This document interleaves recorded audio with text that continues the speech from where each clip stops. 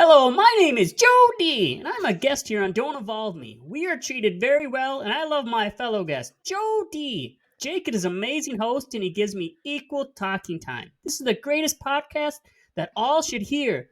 There is no war in Boston, say. Hello, my name is also Joo Dee. I am also a guest here on Don't Evolve Me. Jake is a gorgeous host and listens to all our ideas. He treats us every show with our oh god damn it. He treats every show with our sponsor, Arizona Green Tea. There is no war in Ba Sing Se. Fucking, you're Cue back the to like music. low guy. No, Fuck you- Jody. You wrote it wrong. You should have just known. I did. All right, let's hear it. Let's hear it. All right. Let's hear it. Now Where was that cue the music? I feel like I was alone in that. Now Cue the cue the music. There we go. Welcome to Don't Evolve Me, the place like Ash Ketchum's Pikachu. We don't evolve, we just level up. And also, there is no war in Ba Sing Se.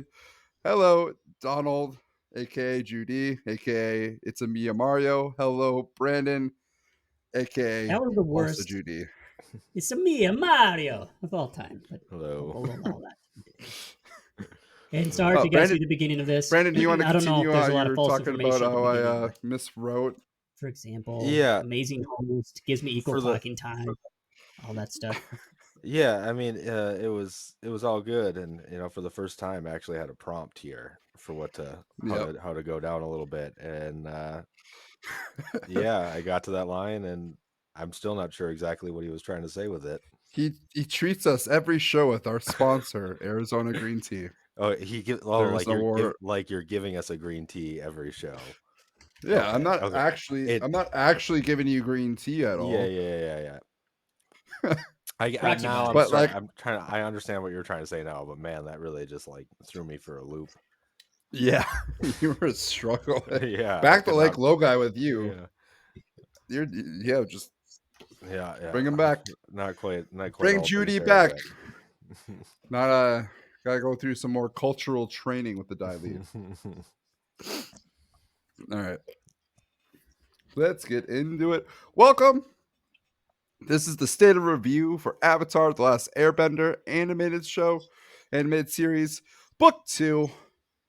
And I'm excited for this one. This one's I think I asked you both because we both have me and Donald are doing Star Wars. We got Solo and what's the other? Oh, Rogue One Rogue to One. watch. And then Brandon, we got our animated Batman shows. And I asked you both like which one we should do. And you're both just like, yeah, book 2. Let's get into it. Yep. Yeah. Yep. It's because I mean, So- we started down the and- lane, and we got to finish strong. Yeah, and I mean, like, makes sense. Book 2 is like book 1's like the appetizer, kind of. It's like the pierogi of. Yeah, I was eating pierogies before this. It's like it's like the appetizer, but then after that, it's like ooh, book 2, book 3. Those are like the main dishes. Yeah, I would definitely agree with that. That's when stuff starts to actually really go down. Oh yeah, medical Donald, break. you want a I'll be back in a second. medical break? All right, you go for it. 1 sec. You guys keep talking. 2 minutes and 40 seconds in, we're already on a medical break. Okay. You got news So- this week? Or is it news to me? Donald would hate the fact that if I changed it up on him on this episode. Let's do nerding out. Oh, what? Brandon. Told you. Medical break All right. over. Let me. Did you just get it? Was there a vote? Did it win? No. It did not win, nor there was a vote, but more importantly, it did not win. But you said news to me. I just heard it, and I just ran back to my room. My sugar was out of whack, and I heard it, and that was in. Yeah. Well, that's why I said it, because I knew they'd bring you back. Had to I get got some like sugar. 3 drinks. I got like 3 drinks here. They're all got Didn't like get your coffee. sponsor in, Monster.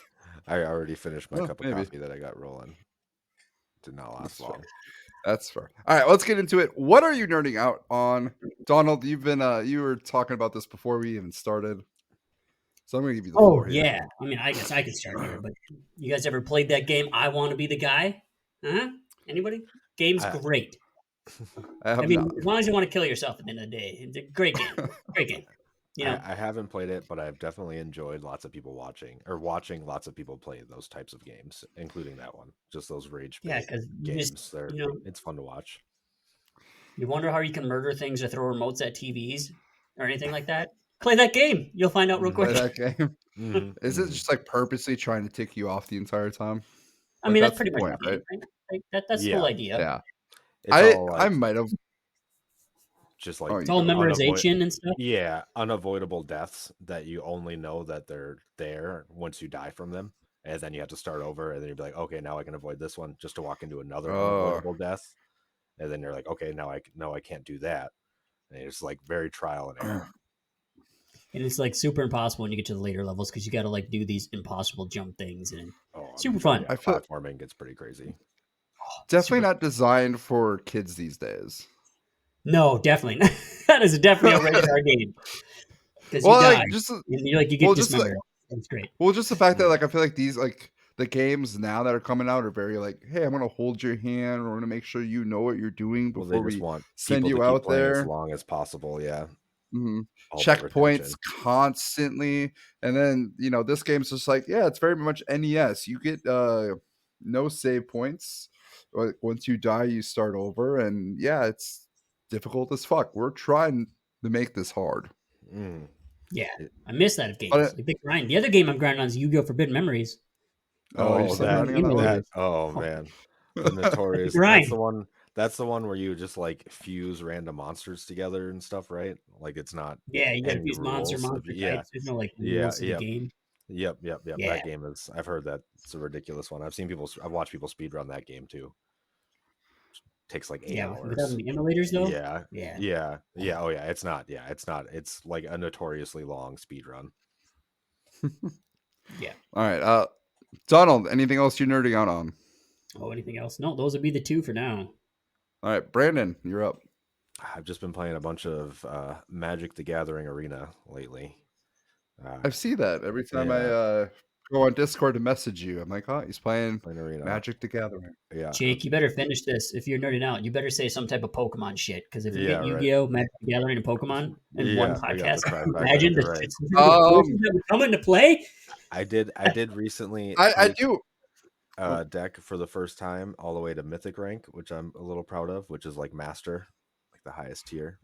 Nice, So that's the first time I've ever nice, made any nice. sort of high level like that in a competitive game. So I was pretty happy about That's that. cool. That's pretty cool. You're gonna be the TCG guy here on Don't Evolve Me, so you got to level up. Yeah, I gotta at least know how to play the games, right? Don't evolve. Yeah, just level up.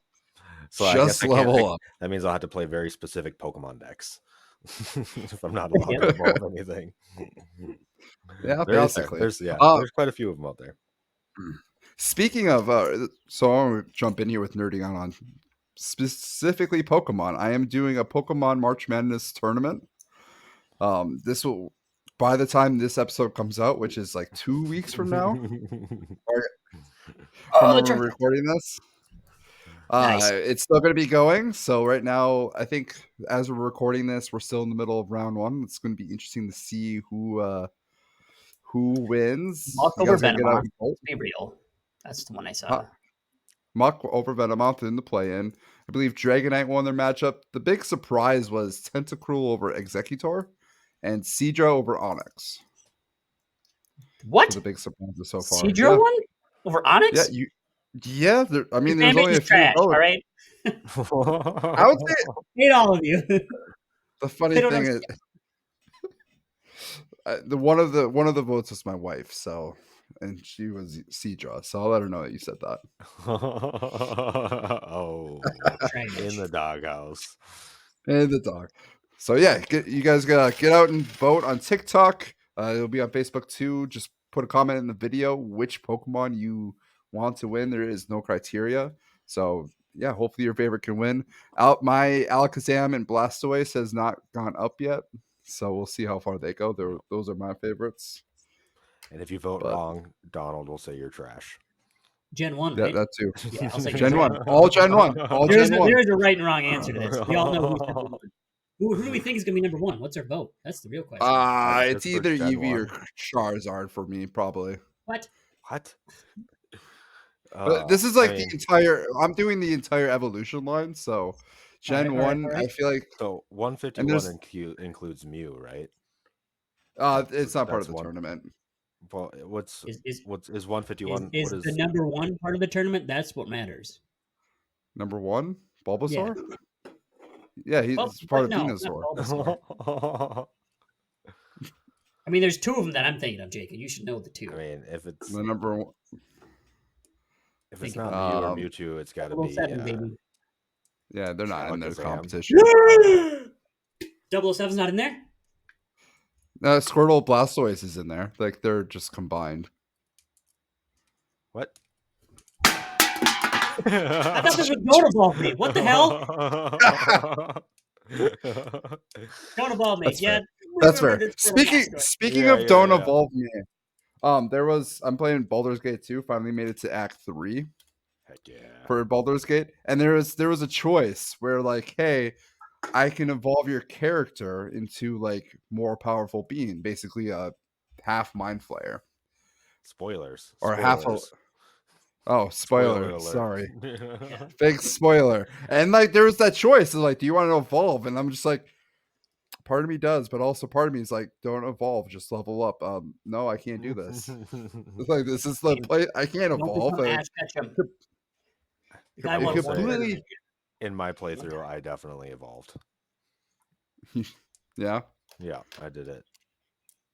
But for real, though, Did you Arcanine, number 1. did you get yourself full of tentacles later too? Yes. I knew it. All right. Well, wait, hang on. I guess maybe I misunderstood the question. You said there's kind of- spoilers, so I can't. Yeah. I can't Yeah, I know. go further into it. We'll just let people think what they want to think. That's That fine. man fucked some tentacles. That's all I'm gonna say. No. All right, should we get into the news? The news. To me? The news. To me. But yeah, let's do it. Arcanine's going to win the bracket, by the way, FYI. Oh, You're not supposed to Arcanine. talk during this. All right, let's get into the news. Baldur's Gate 3. The studio, Larian, is no longer doing Baldur's Gate project or D&D projects. You know Yeah. what? Big news for me. Brandon, what do you think? Well, I think they said that before. They worked on Baldur's Gate 3 for like 7 years, and they put a Mhm. lot of time into that game, and they didn't want to wait another 7-8 years before they release another game. That was kind They of didn't want to do mentality. they also didn't want to do a DLC or anything like that. Yeah. They're finishing up some evil playthroughs. Yep. They've added a lot of have an updates and stuff. But yeah. They have an idea for an RPG for their next game, and I'm like, you know what? I'm okay with the RPG. Yep. Like I'm okay with like this long dedicated, or like if they do something similar to Baldur's Gate 3 but do it more like Skyrim style, I'd be fine with it. I know Brandon, you might be different. Yeah, I kind of don't really like Skyrim style. But I will say that if you really love Baldur's Gate 3 and you want another really long, like big game like that, just play Divinity 2. It's the game that they made before it, and it's arguably like it's not as good like story wise. It has a really good story, but it doesn't quite compare to like Baldur's Gate. But a lot of people even say like the combat is better in Divinity because it's not so like strict to D&D rules and stuff like that. It's kind of got a little bit more interesting combat. But they made Divinity 2 as a proof of concept to Wizards of the Coast that they could make a game that actually encompassed D&D to get the rights to make Baldur's Gate 3 with D&D actual characters and stuff like that. Yeah. And I'm sure there will be a Baldur's Gate 4 by some other studio, and we'll see what they do with it. Yeah. All right, should we move on? We got 4 other things. Yes. One Piece. Oh, yes. I forget the last name, but the writer Oda is taking a break, and he wants to ensure fans that he is feeling fine. He just needs to figure out what the One Piece is. Yep. What? I mean, he's like, he is You know what almost the to the One end of the Piece show, and I have nothing but confidence and faith in Oda. Yeah. But hopefully it doesn't turn into like a Game of Thrones situation where he just like doesn't know how to end it. I mean, it sounds like he's still trying to figure out what the ending is, and that's fair. I Yeah, think I have nothing but his faith and confidence. his skills as a writer is amazing. So it's like, you know what? I'm like, if you haven't figured it out yet, like that's fine. Like you don't need Oh, to have this everything figured out. You just need to write and get there. Hmm. I It's know a what the piece journey is. for him. What is it? Can't tell You you. know? You gotta wait till the end. Doesn't want to spoil it for us. You know? All right. Well, thank you, Donald. Yeah. Brandon, what episode are you on? 790 something, maybe 800. It's been a rough week or two for One Piece for me. Yeah, I'm similar. I'm like, I just went over 600. Okay. We are at what's the place? Punk Hazard still. So Okay, yeah, it, yeah. it's a journey. A little slowed down a little bit, but that's all right. We'll Oh, get it's there. about to, yeah. Don't you worry, guy. Don't you worry. It's gonna get great for me. I Oh hear. yeah, I hear. yeah. All right, two more things. Or three more things actually. X-Men 97 is back, and apparently it's good. I Yeah, might actually have to watch it. yeah. I was thinking I might have to watch it. Is the whole thing out? Did they drop the whole season? No, it's Disney Plus. So episode 1 and 2. Oh, okay. Well, that's easy to They watch then, I should. guess. Actually, I don't know how I feel about it. I don't know which one's better. That's a whole like other. I feel like that'd be a whole podcast idea. The debate of like which is better, all at once or little bit by little bit. Yeah, there's And also, arguments to be made for both sides. That's for sure. I feel like this is a show that all of it should have just came out, and that should have been it, rather than piece by piece. But Disney Plus likes to do like that episode by Yeah. episode, Mm. and I feel like that's a great idea for the right show. But for not the right show, maybe we should like Avatar would have been a good show episode by episode. Yeah, the point is like kind of make it like a water cooler type show where everyone like Mhm. talks about it at work and like has a chance to talk about it, so word of mouth Yeah. can spread. Because if it's like all out at once, nobody really wants to talk about it because they feel like they can't talk about the whole show because either they binged the whole thing at once and watched it, or they haven't Mhm. watched very much of it. So like there's this disconnect between people. Exactly. Yeah. But like X-Men 97, I feel like would have been that show if you watch it all at once, you know. Then because it's hard to talk about like anime Yeah. shows if it's just 20 minutes. Yeah, and people aren't really talking about X-Men 97 at the water cooler, I'm sure. Like not Yeah. that, I mean, maybe a Yeah, little or bit, you but it's it's not marketed. quite like, yeah, it's not quite the grand Yeah. epic. Like I'm sure it's really good. I am curious. I loved it. The X-Men animated series was great. So I'm curious. I watched like bits and pieces, but never like got into it. Tried to get into it when they announced the news last year and just struggled to get into it. It's Uh, it's hard. divisive. Yeah, I feel like especially the animation style and stuff like that of that show. It's Mhm. very stylized. Oh Yep. yeah. All Unique. right, last Mm. little bit. The Penguin, the TV show, just released the trailer with Colin Farrell at front and center. Brendan, have you seen this? At first, when you said the penguin, I was like, "What the hell are you talking about? What about penguins has anything to do with this?" And then you said Colin Farrell, and I was like, "Oh, Batman." No, I have not watched the trailer yet. I did not realize it. I did Okay. hear that the Batman 2 got pushed back like another year or something like that. Yeah, 2026. Yeah, which is a So, ways and away. Penguin also got pushed back too, but the trailer came out. It looks pretty good. Looks like Godfather-ish. Looks Mm, high quality. Looks like the Batman. Um, so hopefully it'll be good. we'll see. I'm sure it will be. We'll see. I feel like aside from the Joker movie, none of the like Batman stuff without Batman has really hit the way that I feel like it should. Like it's kind of like the Spider-Man. It's not to the Yeah. extreme of like the Spider-Man universe without Spider-Man, but it does Mhm. kind of have that feeling a little bit. Yeah. Yeah, because there was Gotham. Gotham was kind of Mm. had its moments, but Like it was very Gotham much like a Knights and all mecha. those other random ones that they made. They made some great comics though without Batman. Oh, I'm So sure. like Yeah. in Yeah. theory, it can Nightwing happen. is a Yeah. great comic.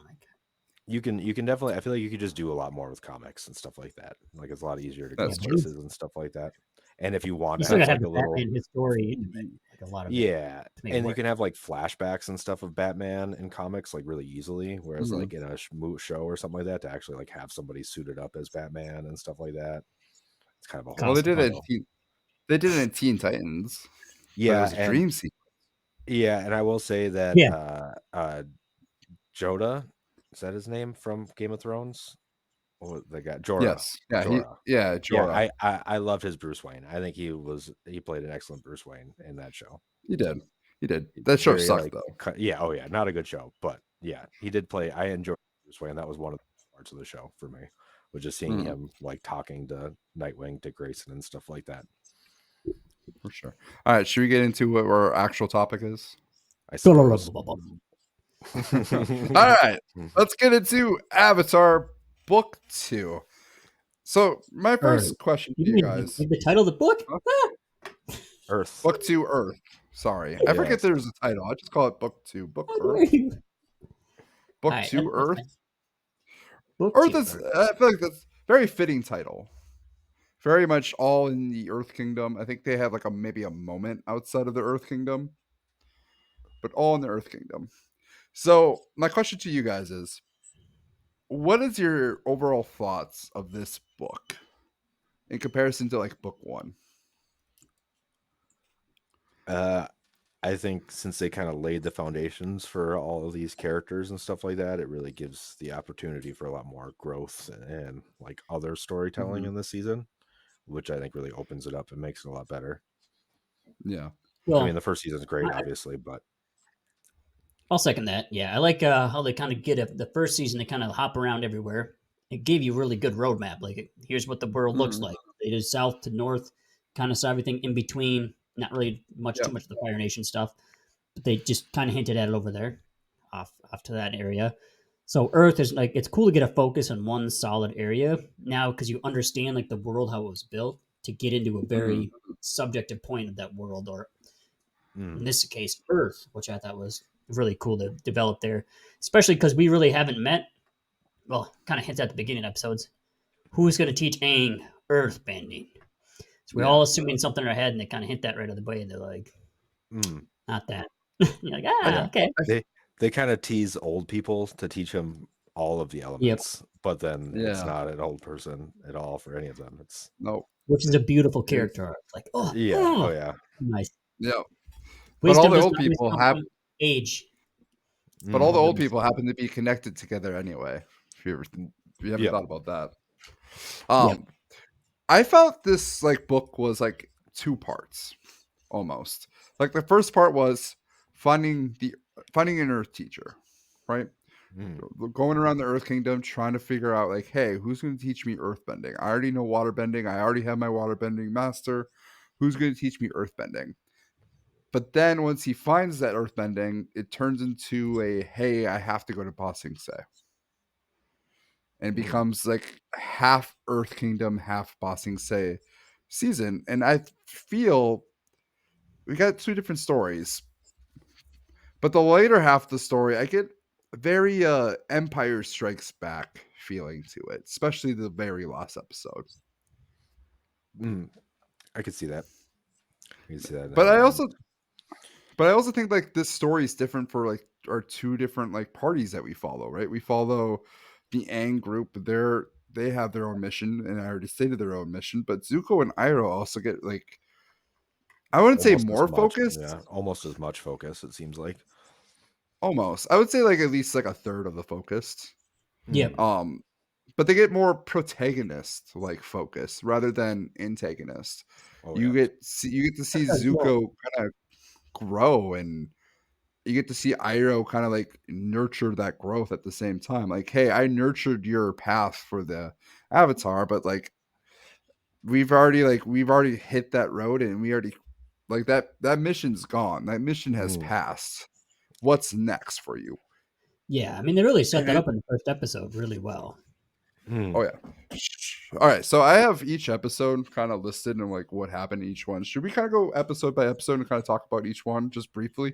Sure. Yeah, we can go brief couple minutes and go into our bigger topics.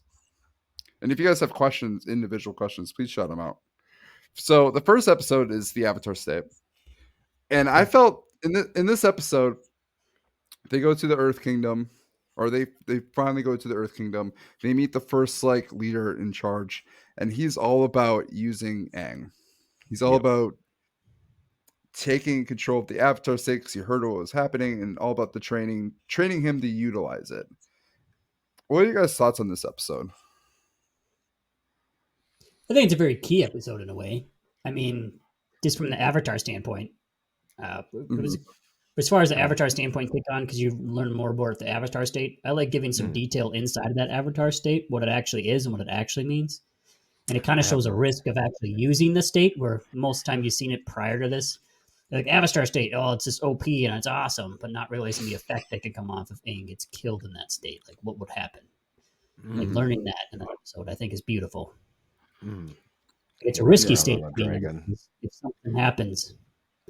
Like, I thought this was a great epilogue episode. Like this didn't really serve into a good like season. I wouldn't say it's not a good as a season opener. I wouldn't say it's bad, but I'd say it serves purpose more of as an epilogue to book one, because it's one explains the Avatar state lore, what it means, like Donald was saying, and the big consequence to overusing it.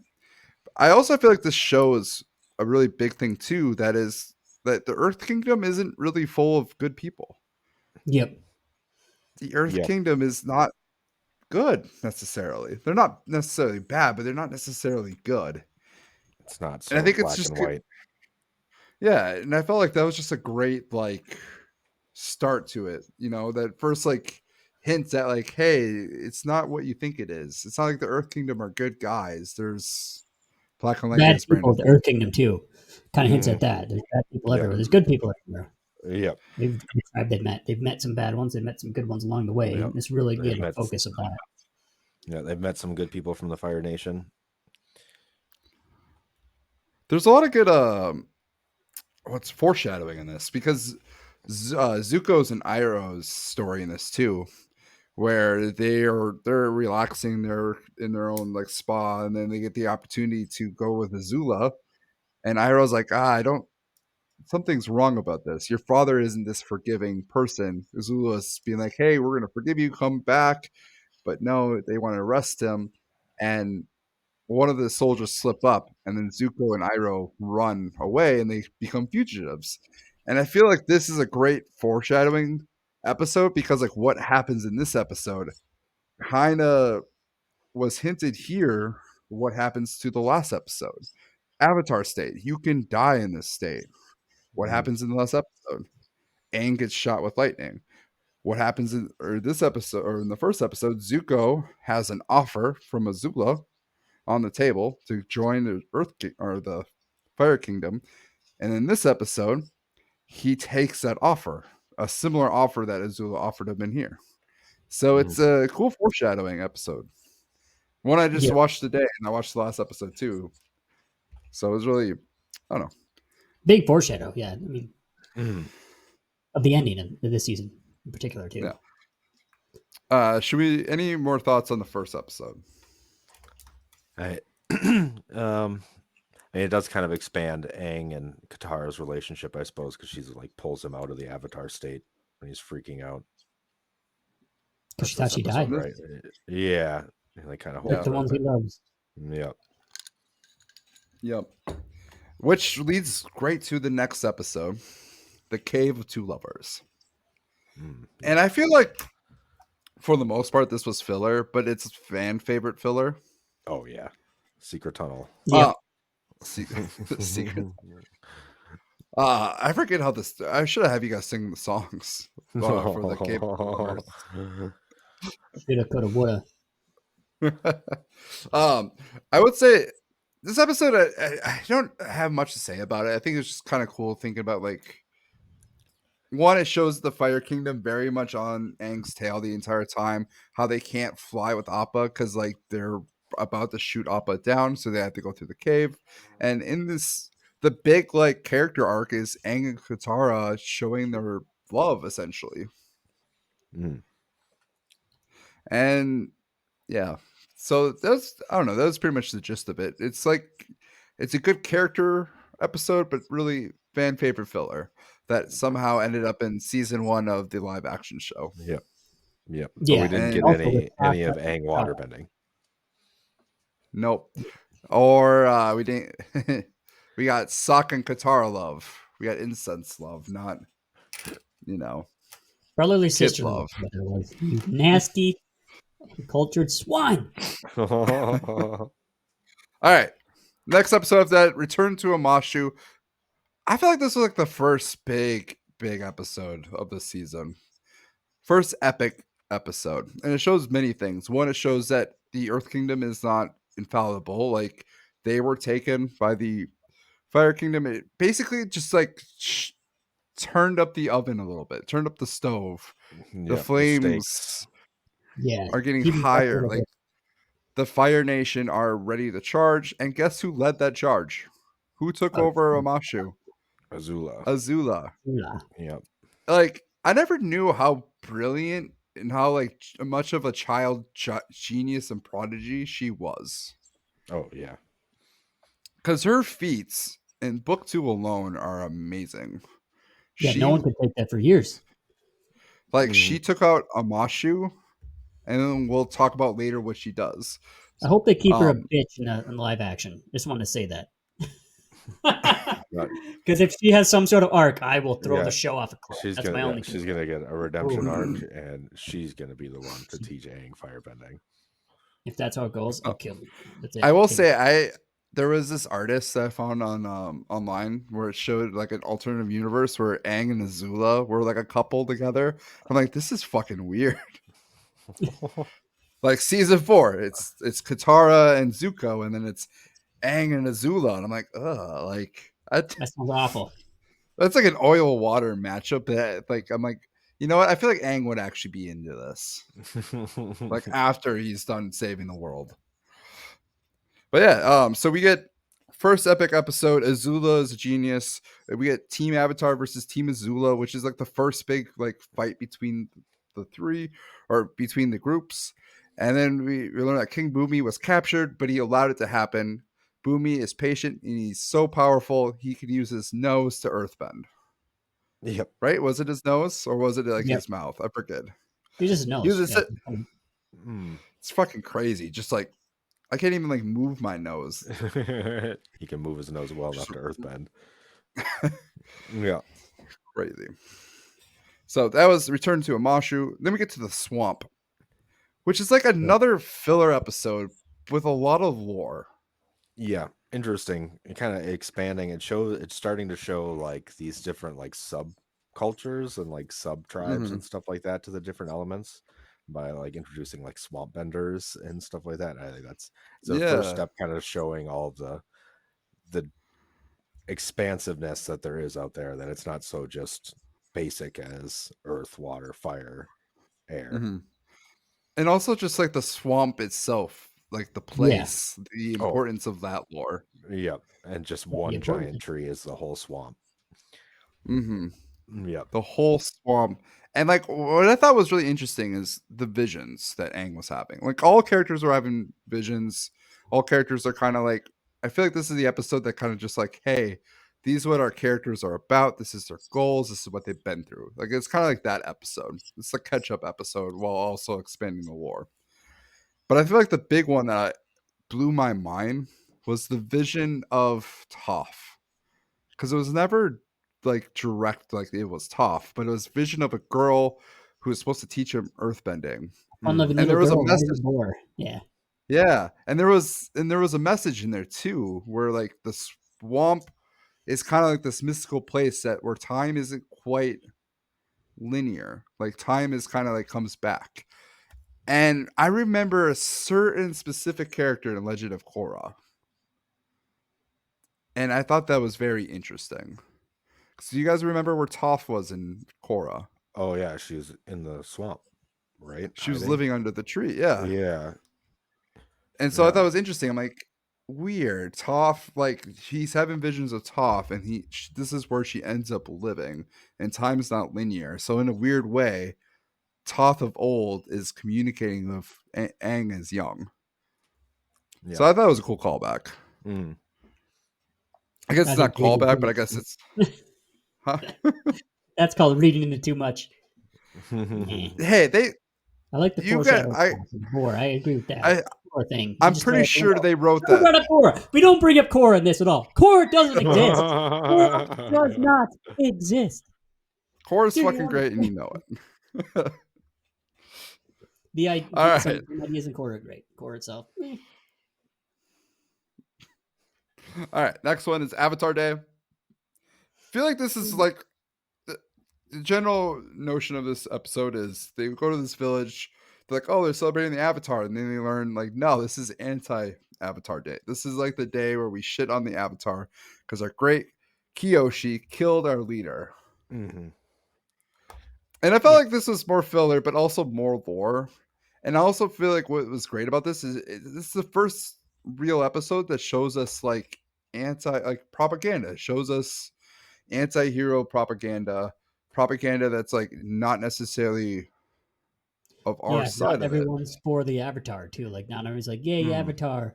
It shows a good world. Like not everyone's like Avatar's everything to me. It kind of shows a good split, like, just because, you know. And I appreciate this depiction of Kyoshi much more than how she's portrayed in the live action show so far. Yep. I also like the end. Like they're like, yeah, I did like he did die. Like, however, it was in the fact that like he fell to his death when she split the island from the people. It was like, this is cool lore. I feel like you could take this whole episode and like away from Avatar, and it doesn't change anything. But it's a great, like, it adds to the context of the overall show. Yeah, it kind of shows the impact of the Avatar throughout history, you know. Mm-hmm. How about all right, the next one? Oh, we just skipped the Zuko Iroh splitting ways? I think I might have skipped the Zuko Iroh part. I like wrote down the detail. He goes blue spirit again. Goes blue spirit. Oh, he does. Steals food and stuff, and then Iroh's like, no, we don't need to do that. And then, and then they go part ways at the end of that episode. Is it that one? Mm-hmm. Yeah. Did I not write that one part? I'm looking at the synopsis right in front of me. I am like pretty sure I wrote. Okay, whatever. I like thought I wrote that aspect of it. I completely did not. ADHD moment. Mentally, I wrote it. Physically, I did not. My bad, guys. Yeah, that's kind of an important one, but it. Yeah, it kind of good goes on you guys. Good job, Joo Dee. Good job. It adds to Iroh's character. They're struggling and they're like, and it just shows that Iroh still is not the answer. Yeah. Zuko still has to learn quite a bit more, and it's still a good. Is this the episode where Iroh gets like poisoned and they have to like trust strangers to like actually heal them up? No, that was a few episodes ago. That was the Cave of Two Lovers. Was that? Yeah. Where he's like, oh, this is either the best tea ever or poisonous. Oh, right. I promise you guys, I do write about Zuko and Iroh. Yeah, sure. We'll because that's a very important, thing coming up in a couple episodes here, isn't it? Yeah, it is. Well, it is. An episode above is named after him. But all right. Oh, what? Are we moving on to the Blind Bandit? The Blind Bandit. We got. This is the top episode. We get our Earthbender. Yeah. Yeah, the boulder. I like how the boulder was like so into him. The boulder. Oh, what's the line where like Toph is blind? He's like, the boulder has conflicted feelings. What are you scared? The boulder is no longer conflicted. Something like that. He's probably one of those like one of my favorite side characters, just because I love saying the boulder, and, like, talking in third person. Man, I should make a D&D character that does that. Turlo likes to steal things. No, it doesn't work for Turlo. Anyway, all right.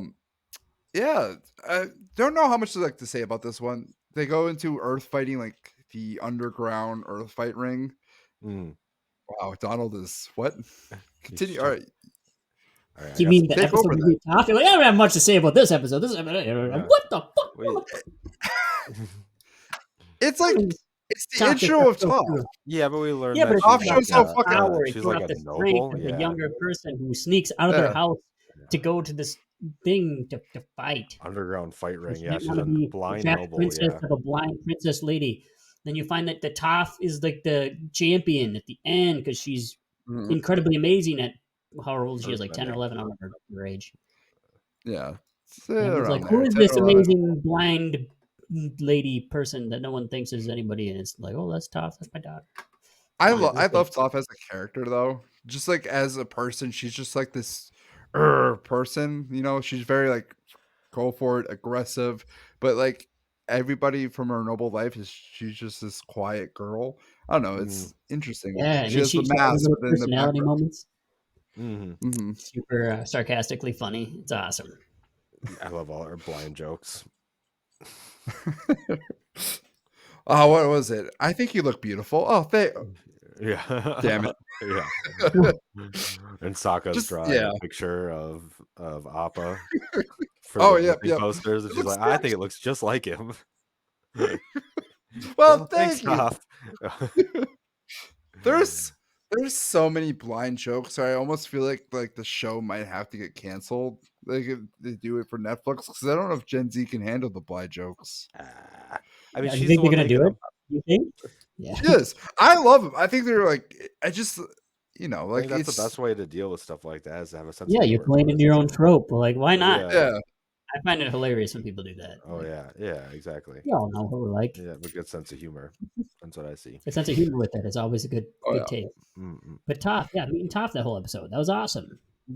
Top The whole episode idea that one. King kidnapped her and all that stuff, and you're Yep. like, Then the Earth Kingdom, the king or whatever sends those bounty hunters or not Yep. bounty hunters, guards, I guess, after Aang to find Toph. Well, one of them's the bounty hunter. The other one's the boulder. Oh yeah. Yeah, forget about the boulder. Great All episode. A great introduction to a really main character that I didn't think everybody at this time, when we were kids at least, I didn't think Toph was going to be a main character. Yeah. I didn't think Toph was going to be super important. Yeah, or such a badass. That too. She's just great. Like throughout this whole show, like even before the ultimate. Oh yeah. I think book 3, her play depiction is just amazing because like Toph was supposed to be a boy. Did you guys know that? Toph was supposed to be another male. He was supposed to be the super strong, tough male that Toph pretty much is, but they decided to change her character to being blind and female. I think it was a good choice. I agree. Let's move on. Zuko alone. Wait, how did Zuko get alone? There you go. You know what? I'm gonna just let you guys in charge of the Zuko Iroh backstory. Then that's on you guys. I feel like I am failing Zuko and Iroh a little bit. This is a great episode. It's like the start of Zuko's redemption. It kind of gives a little bit more backstory into, love why how he is the way he is, and then then he makes the choice to go save the kid at the end because he didn't want him to go through the same thing. Yeah, gotta go save the kid. Yep.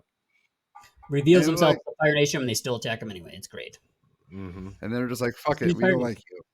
Yep. And I also just like it too because it it hints at the idea that Earth Kingdom is not the good guys. Yep. Because these are Earth Kingdom soldiers, and he's defending Earth Kingdom citizens from Earth Kingdom soldiers as the Fire Nation. It's interesting. It's it's very much so like Russia and Germany right now. Like that's why a lot of people compare this to the World Wars. Like it's like Russia and Germany.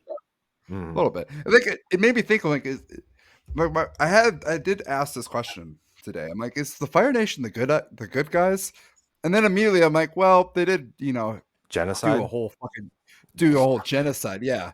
I'm like, no, they're not the good guys. Never mind. That's a stupid question. They're not the good guys. In the story, almost a lot of the fire people you meet at the beginning are the good guys defending people. That's what's kind of cool in this whole first half part. And then book 3, you don't really see much fire besides Zuko trying to do the right thing this whole arc in the beginning.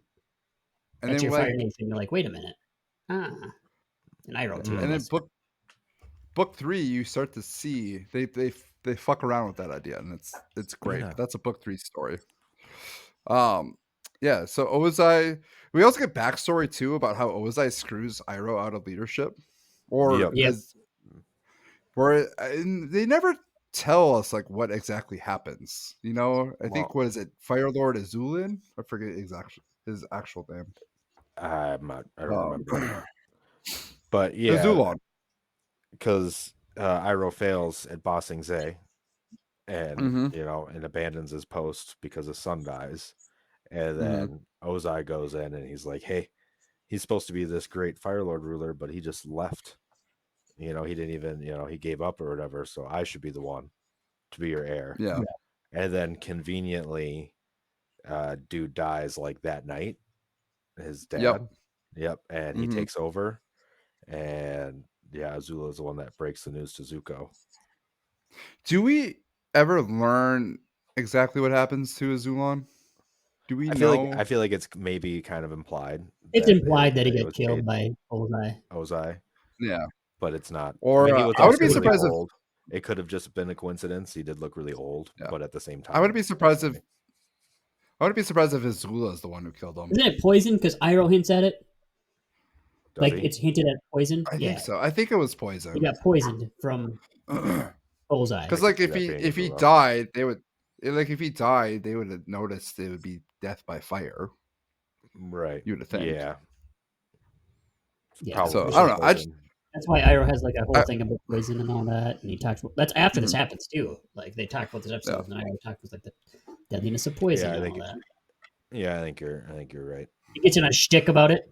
I think that's what it is, I, but it's only like connecting dots. They don't I love actually. how this shows. Yeah. I love how They this show apologize just to like him. casually gives you backstory to the Fire Lord, and it's like arguably almost the greatest part about the show, or like that episode.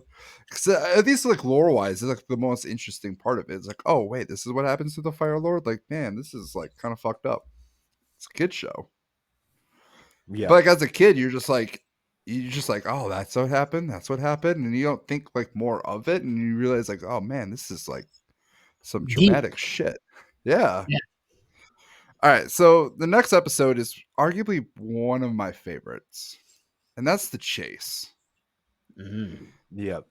In the episode where they're constantly getting chased by Azula, they don't know how she keeps finding him. Really shows Azula's just fucking utter brilliance. This whole episode, like, shows you Unrelenting. unrelenting brilliance. Kind of shows you these. I was gonna say the shows Team Avatar, like what happens when you're just tired. You get Yep. cranky, start falling apart. Just the Mhm. other This ruthlessness of the military Fire Kingdom. genius of keeping people on the move like that so they can't rest at all. So eventually Yeah. they're just, But think of the orders. story. Oh, because Jake's missing it. Jake's missing it. Because he didn't reference the Iroh and Zuko split. Because this is I also important. I have it down. I will say this is I have wrote the Zuko and Iroh importance to this. Yeah. My apologies for not doing it for the first 6 episodes. In the beginning of the episode, when they're Uh, fighting, they're cranky, and then Aang lashes out at Toph, and Toph's like, you kind of Toph attitude. Yep. And who does Mhm. Toph go run into? Because she has no idea who this person is, and Yep. just sees an old man Fucking drinking tea The alone best Yep. person to run into in the woods. by himself. Iroh or Yeah. the spirit world. By himself. Just want to point that out. Yep. Yeah. Yeah. I will say that's like one of the best interactions is Toph and Iroh, and like Yeah. the advice that he gives her. I forget what line he gave her, but I know I'm like, oh, that's like one of my favorite quotes by him. Yeah. Not a sign of some reason. weakness to accept help from others. Oh yeah. Mhm. Oh, one of the world's greatest delight is sharing tea with a stranger. That's the Mhm. quote. Oh, that one, yeah. And yeah, that was probably one of my favorites. I really like the ending of this because like we somehow happenstance get all of the players in one spot.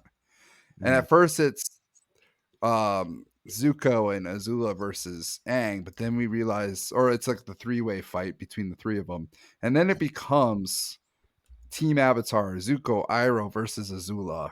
Yep. So anyway, Yep. foreshadowing on this one too, because sorry, Yeah. I'm super passionate. This episode's awesome because at the end, he talks about Toph receiving help from others. But who doesn't receive help while there's at the end? It's Zuko. Boom! Mm-hmm. Just an Yep. overarch. It's awesome. Yeah. So Zuko's I still learning, and it's great. yeah, and then And like how Azula gets out of it, Iroh gets wounded. Zuko stays with Iroh at the end, and Mhm. Team Avatar escapes. And I think it's just such a just like the first. I think this is like the second episode where we finally get like this epic moment between the main players. Mhm. And this episode starts out like it feels like it's going to be filler. You feel like it's not that big of an episode, and you're like, "Oh man, this just gets They're just drastically traveling. Yep. better." And he shows again Azula's brilliance, how 6-on-1 she's still a fucking threat. Oh yeah. She's a Yeah. so yeah. Chase, one of my favorite episodes of this season. Any other things to say, Brandon? Donald? no, I Um, just like the brilliance of all the I pieces have coming together. something. I don't know. I just want to sneak this in here because I saw something really interesting the other day that I thought made sense about Ty Lee. That Oh, go for it. she's actually like a descendant from the air nomads that escaped, Mm, like the refugees that escaped into the Fire Nation when they okay. did their things, because she has gray eyes, just like Aang and just like all the air nomads. And her fighting style is also like super defensive, and she uses like chi and stuff like that. It's not like offensive like Nice. other ones. It's very airbender style, even though she's not an airbender per se. That she's actually a descendant of the air nomads. Makes sense. Yeah, she Actually, looks Yeah, that's like, that like actually if she looks that just fits. like Aang. Yeah, she looks just like Aang too. Like the facial structure and stuff, very much like air nomads. Also, Ty Lee, I feel like I don't know. I enjoy her as a character because Oh she's yeah, like not evil like whatsoever. She's just on like the wrong side of it. yeah. Also, fucking deadly too. Oh yeah. The way she can just Like stop you people get bending. you get close, like yeah, you dead. Like you got no bending for a Mhm. while. You're done. But like she'll also flirt with you too. It's like creepy in a way. Yeah, like Yeah. having fun We'll with get it. in. Like oh hey cutie, boom boom boom. Like oh shit. Yeah, when she takes All right. Sokka down, he's just yeah. One of the last episodes I watched. I went through this morning. All right, next one is Bitter Work. Good title. Good title. Um, this is the episode that Toph and Aang finally get to start doing earthbending. Keep in mind, this is And, right after they had that fight, and Iroh's advice. Yeah, yeah. I go back and start working. And also, before you get to it, Zuko and Iroh are also Starting to train. training. Mhm. Iroh teaches him a new technique where he uses the techniques of waterbending to show him Whoa, whoa, whoa, how whoa, to read whoa, whoa. He shows them the first symbol on the ground and goes like, "Learn." This is where Iroh shows like, "I learn from all elements." He goes, "Yeah, that's an important scene." Just saying. Yes. To go with. Thank you. Thank you. But yeah, so like Aang's having trouble with Earth because it's the direct opposite of air. Which is Air, an you have to interesting be concept, how it's like hard for them to learn. The same thing. I know we don't want yeah, to talk about Korra, but it's the same thing for her when she's trying to learn firebending. airbending. Airbending. Yeah. Yeah, Oh airbending. yeah. Because she's yeah, like Aang is such a nimble, he's soft, he redirects, he's basically trying to how do I explain it?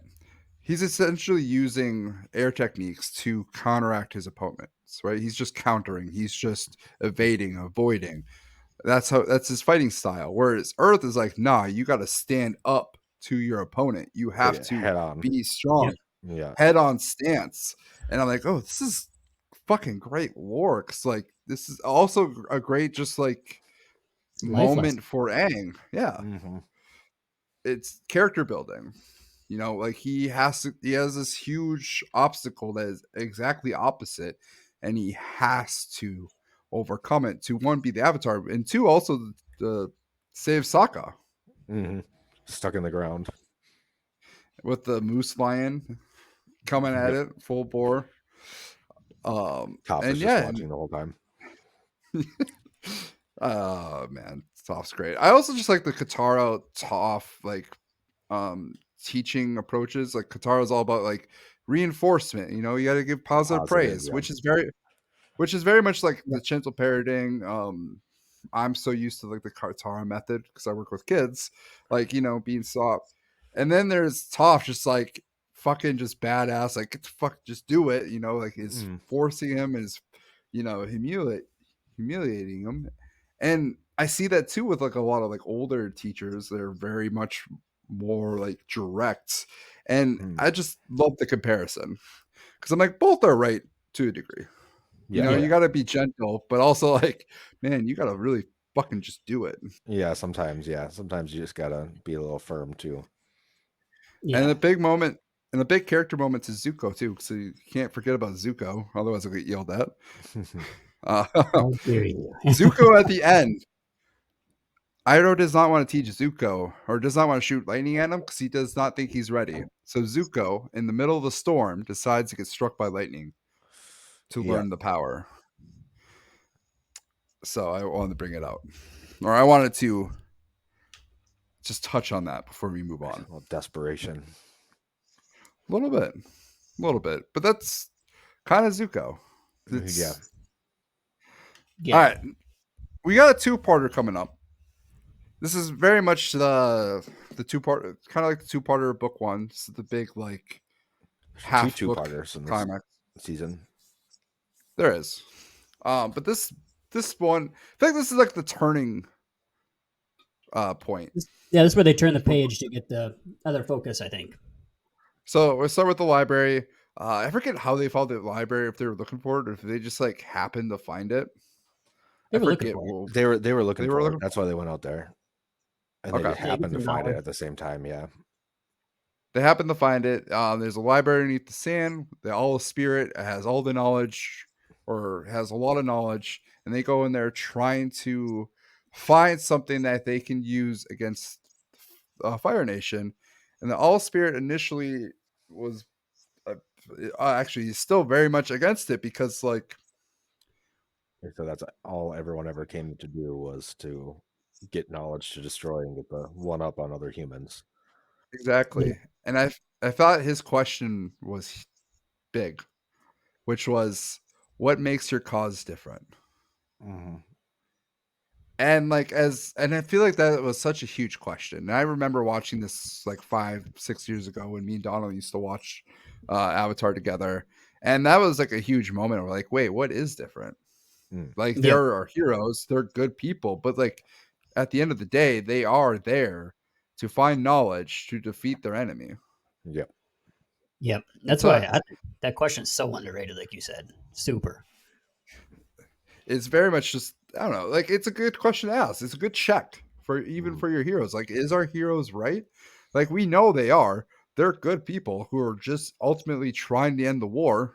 Trying to save But people. again, Are they going about it the right way and stuff? yeah, which is the important part. But it's an important question to ask. What makes their cause different? They end up finding the info, and the day Of the solar the day of eclipse. Black Sun. Yep. Solar eclipse, fire powers lose their bending. And then the mission changes. We have to get to Ba Sing Se. And then as they realize this, the sand bandits come and they take away Appa. Yeah. We see another subclass of benders. Sand benders. Sandbenders. A lot of subclasses this book. Yeah, really expanding the world. And Toph fucking hates sand. Yeah. She's Yep. a little all Much fuzzy. science involved in that. I think that's awesome. She uses She's a- vibration wavelengths or whatever. So, and sand acts like water. Can't feel it. I'm gonna say she's essentially like she's like Anakin. She's the Anakin of the series. Hates sand. Really, it's probably Zuko, but Yeah. They probably all all right, hate we're moving. sand after this. Then we move on to the episode called "The Desert," the second part in the two-parter, and the Zuko Iroh part is huge, and it's huge for ways that we don't even like realize in this episode until later on. But we're introduced to a group called the White Lotus, Yep. and it's First time. for the first time, and it's interesting because it's like, ooh, what? Who's the White Lotus? What's their purpose? We don't know. We not learned about it, but we are aware of the White Lotus. And I remember just watching this episode and being like, why the fuck did Iroh join this group? I'm assuming after he lost Ba Sing Se. Probably, yeah, that would make sense. That's what I imagine it happened. Yeah. He starts, he meets up, and that's when he kind of relearns himself and rediscovers himself, kind of thing. And then we get more info on the Sand Bandits. Aang meets up with them. The Sand Bandit seems regretful. He gets super angry, goes into the Avatar spirit. It's about to essentially just fucking murder them. And a beautiful moment happens to end the episode. Very much similar in episode 1. Katara comes and gives him a hug, and he calms down. And I love this moment because it's just like the music, the what that meant for the characters, and just like it's just a very touching thing. Like the dude's just fucking sad. Yep. Yeah. And it, like, also I feel like shows you too, like, what does emotions do to your actions? He's about to fucking slay some sand bandits who I wouldn't say they deserved it. Like, they're guilty, but I wouldn't say that they deserved it. Like, they're not to be murdered. No. So yeah, it was just like a beautiful moment, and I feel like a beautiful character deep dive. I would also like to look at this.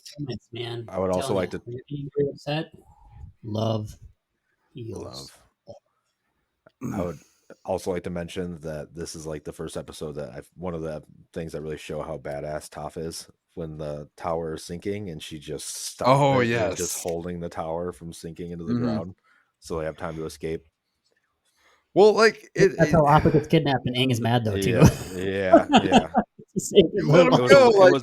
It was a lose-lose situation. I mean, she would have had a hard time stopping him anyways because she couldn't see anything really, and they're sandbenders. And also, it's such a like moment too. Like when I first watched this episode, I didn't like it. I'm like, is Toph doing anything? You don't know. You can't really see the effects. You see it slowing down. Well, every time she lets go, it just starts dropping. Yeah, like, really fast. But like when you think about it, you're like, God damn! Like that's a fucking huge library, and she's holding it from sand. Yep. She saves everyone's life. I mean, like if it would have sunk as fast as it was supposed to, they wouldn't have had time to get down there. Well, I guess, aside from the professor, but he didn't want to leave. It's not necessarily said that they died. Maybe it kind of felt like he was the exact type of person that should be in the library. Doesn't he come back, or does he die? I don't know. I could see him getting out because it seemed like he was there for knowledge's sake, like the actual reason. Yeah, I just hope they have the library to exist. I hope they have food and water. That's all I'm going to say. Yeah, but if anything, maybe he can just become a spirit and learn that way. Right. Who knows? All right. Next great episode, The Serpent's Pass. Oh, yes.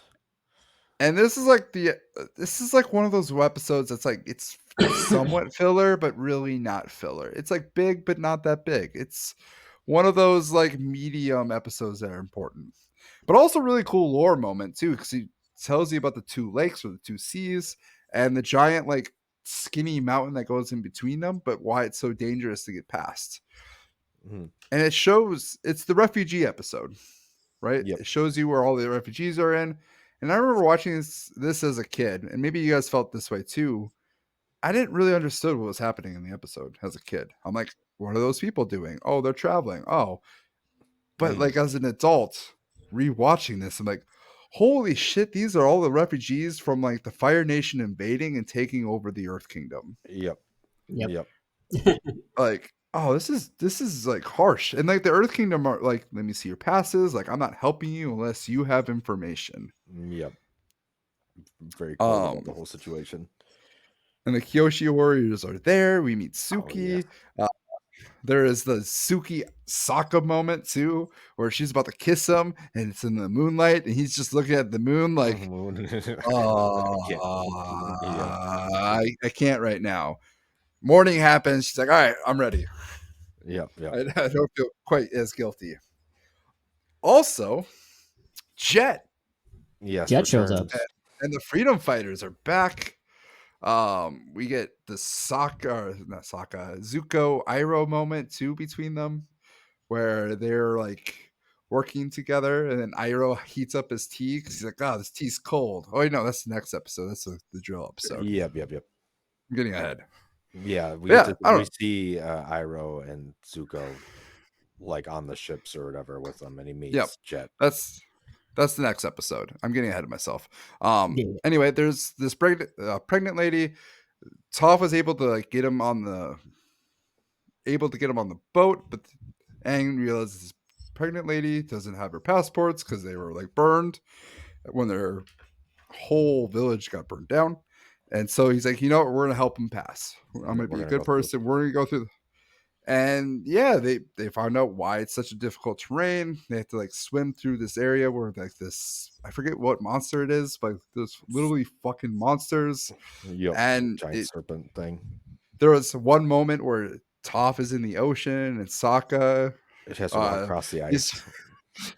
And she's like, "Someone save me!" Oh, Sokka. Oh yeah, when Suki saves her, gives him a kiss, gives her a kiss, and then how embarrassing for Suki would that be? Like, oh, I'm gonna save this woman. It's Sokka's friend, and she's like, "Oh, Sokka, yes." You're like, "Oh, that's my boy, man. That's my man." Yeah, awkward.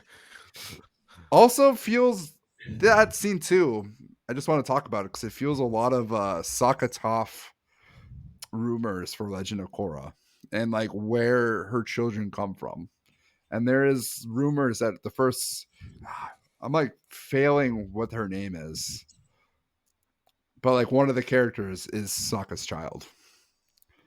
So that moment just led to a lot of conspiracy. So I just wanted to bring it up. Any other thing about the Serpent's Pass?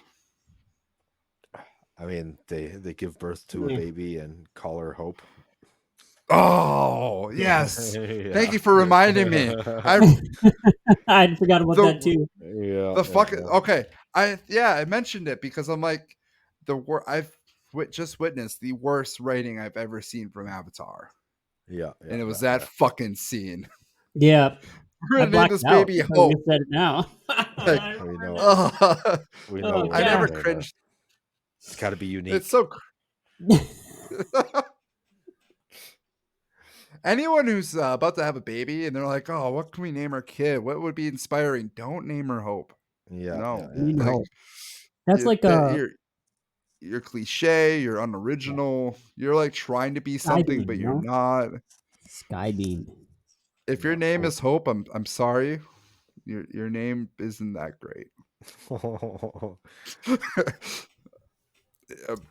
maybe like 30, 50 years ago. 2, 1. Hope's coming at you now. I'm ready for it. Bring it on, Hope. Hopes. I hope you bring it on. Hey. Funny. I had a nurse said Hope or named Nope, and I'm like, I hope you don't kill me. And she's like, ha ha ha. I've heard that like 5 times already today. I'm like, make it 6 because I'm gonna say it again when we come back. I'll be back shortly. I hope you do. Yeah. That was awful. All right, moving on to the drill. Yes, the drill. This was a fucking huge moment. Yes. Like, I remember as a kid just being like, "Oh, they made the boss thing say, oh, they're gonna get the information. They're gonna beat the Earth, the Fire King or Fire Nation." And then you see the drill, you're like, "Oh, Hank's just like, shit's going down. You're gonna have to wait a little bit longer, buddy." Yeah. What's your thoughts on this episode? This episode's dope. Really shows the whole like team working together to solve something. It also shows like a big problem. Yeah, and then as well, he's got the Jet Zuko relationship there. When you think he's going to join the Freedom Fighters, and he finds out he's a firebender, and Jet's like, you know? Yeah, not cool. Over because Iroh just cannot handle cold tea. Nope. Yep. Refuses. It's just like, I can't have bad tea. That does lead to his good life there, though. It does. His obsession with tea. Iroh could have been a lot of great things, but it's a great tea shop owner. Definitely would be. I would definitely would love to work for a boss like Iroh. Oh yeah. Yeah. Give me that Iroh boss. Um, yeah, I wrote great teamwork episode. Like this is like seeing all of Team Avatar, just working together, using their strengths. I also wrote this as like a great Team Azula moment too, because like the inventor of the drill was there. He's like, "Oh, my machine's so great, they can't do anything." And Azula's like, "Yeah, no, fuck you." Like, yeah, let's go check it out, make sure this operation works, because like I'm not that ignorant. Yeah. I don't know. I Not like like just to a show. typical plan where the bad guy's like, "Oh yes, this will work perfectly," and then leaves Yeah, and just lets the like Azula. hero save it. Azula's cunning, tenacious. Like it's like, no, we're gonna make sure it works, and Team Avatar gets the win here. Yeah, I love that moment when on top of the train when he splits that like spike or the rock and turns it into like a spike, and he just flies Mm-hmm. up the side of the mountain. And Azula comes up there, Yeah. he launches himself back down, and she just misses him as he slams into the Oh yeah, spike. and Yep. defeats the entire drill full of mud and sand. Yeah, backed up its stuff. Yeah, sent Ty Lee into the mud tank into the back. Was Yeah. that so? Would that be Toph like mud bending then, or was that Yeah, Katara? I mean, it was both I of think them, wasn't it? it was both. Yeah, they were So I guess both they were doing it kind of because like like she combined together to Doing it Mhm. together. mud Yeah. bend. mud bending, another It subgenre, did hint at mud bending, sub though. bending. Yeah, I feel Subbender. like that probably falls under swamp bending, to be honest. That was yeah. Let's move on quick so we're not short on time. City of Wallen Secrets. There is no war in Bossing Say. This episode was nominated for a Primetime Judy. Emmy for Outstanding Animated Program, Yeah, it was Was it? nominated. according to Wikipedia here. It was great because like they get there and they're like, oh yeah, we're ready to see the king, and then they show the politics of the world, the brainwashing, propaganda, cultural control. You have to Dai Li. They're literally cultural agents, and you're like, oh, that's doesn't sound too bad. And you're like, oh wait, what does that mean? Yep. Um, Long Fang makes his appearance as the villain that he is. King is completely unaware of the war. Yep. You know, like, There's no war. I just love this. I love the fact that like this whole bossing say is a political nightmare, so to speak. But I feel like it's so appropriate to like what real world is. You know, it's Yeah. not good guys versus bad guys. It's two pretty conflicted nations going to war with each other. And they're not necessarily good guy, bad guy, but a lot of innocent people are getting hurt. Yep. There's a lot of people mixed up in between. Also, Jed is brainwashed at the end of Yes. this episode. Yeah. His fire freedom fighting ways gets Stolen a from him. hold of him. Mm-hmm.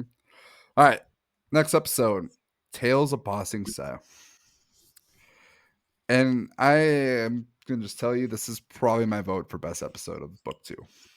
Really? And for one reason, mostly only. One, Iroh's episode is the peak episode here. Like this is like the episode, or the key signature story, because this is the episode that's like, hey, we're gonna break it down into 6 smaller, is it 5 or 6 smaller stories, and it's gonna be like an episode full of mini episodes. Yeah. Which a lot of people could say is filler, but I don't think you can call this as filler. It's more like character moments that finally brings the story forward at the end. We get Girls Day Out.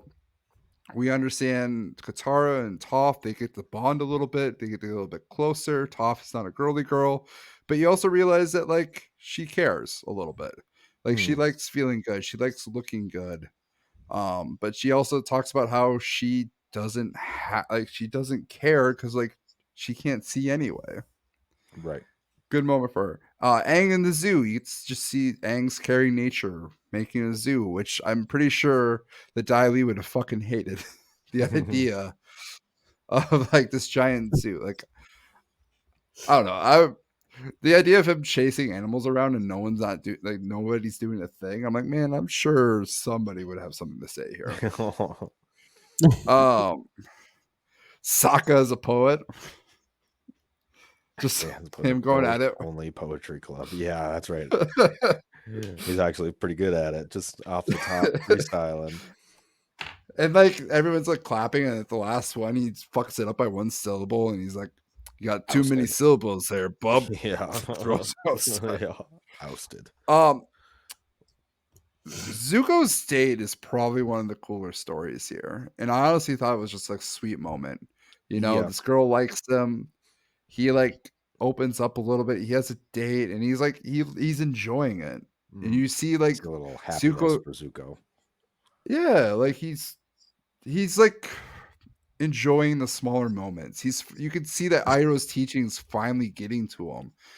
But then he has to turn it down because he's like, this isn't my life right now, at least right now. So yeah, it was like a bittersweet one. And then Momo and Appa, I'm skipping Iroh for now. Momo and Appa leads to the big like Appa is in Ba Sing Se moment and the sadness of Momo. But I think the episode of Iroh is definitely like the saddest one for like many reasons.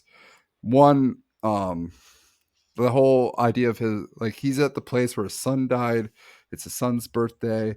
He's singing the song. He's singing it to a child, makes him happy, but he sings at the end, realizing like, oh, it's his son's birthday. He's crying because he's like he can't get over the fact that he lost his son at this war, and this is his day. And at the end of the episode, you said, or it's in honor of the actor who also passed away, who played Iroh. Man, every time I watch it, I cry. And like, if an episode makes me cry, like me, this big burly man crying over this, like, it's good writing. It takes a lot, and like, it's just a sad moment. It like shows Iroh as a character. It shows his humbleness as a character, but also is dedicated to the actor who made him. So that's like one of my reasons why it's like the best episode, in my opinion. Yeah, that's pretty fair. So, I talked this entire time. Do you guys have anything to say about this? No, I think you nailed it on the head. Yeah. Good homage. Yeah. All right, you guys can take the next one. Appa's Last Days. Lost Days. Learning about what's happened to Appa since he escaped. And I guess does kind of escape. He gets saved by Suki and the Kyoshi Warriors. They take care of him, and then I don't remember what the guy's name, but Pathik, the mysterious guru that he runs into on the east, or in the east, just air nomad temple or whatever.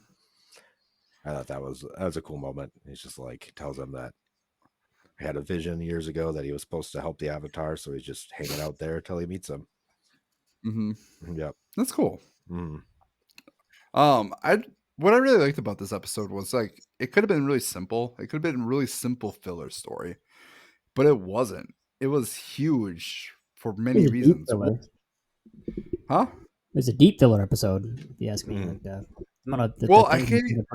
I don't even think I could say it's a filler episode because one, the guru is a huge pivotal character in this book.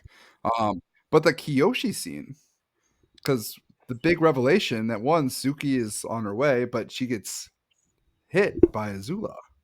Yep. And Azula takes out the Kyoshi warriors, which is a huge like pivotal moment.